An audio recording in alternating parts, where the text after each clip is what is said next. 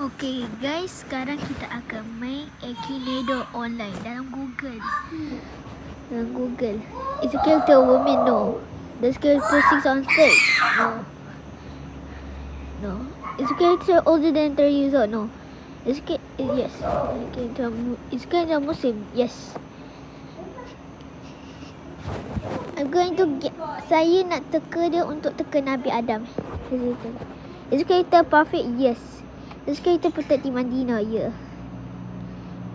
Dia ingat Nabi Muhammad boleh ni ke? Boleh menari? Tak, dia tak buat apa-apa pun. Saya tak tahu dia lawan siapa tu. Dia tak pakai cermin mata. Dia ada ayah juga. Dia tak ada kuasa itu. Nabi Muhammad tak boleh cakap dengan apa tu? Haiwan-haiwan. Kalau Nabi Sulaiman boleh lah. Kita participated in a war. Tak tahu ada perang dengan siapa, tapi saya tak tahu. Tak tahu. Dia sekarang kita record vlogs tu. Dia bukan buat video pun.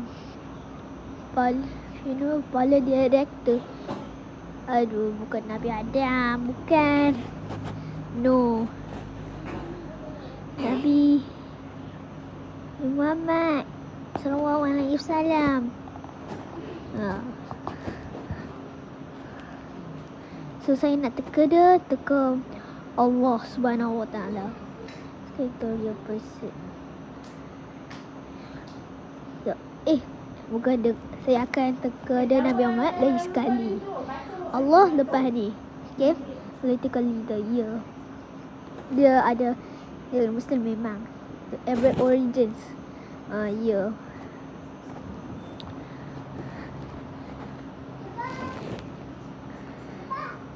Dia kata been dead for 1000 years. Memang. Dia memang dah lama dah meninggal. Dia Nabi ke? Ya. Dia berperang dengan siapa-siapa tak tahu. Dia protected Madinah. Ya. Dia tak pakai cermin mata. Ya, dia pernah duduk dekat Gua Hira. Komputer tak wujud dalam tahun Nabi Muhammad. Tengok dia dah boleh teka dah Nabi Muhammad. Dan kita akan bagi teka Allah Subhanahu Wa Taala.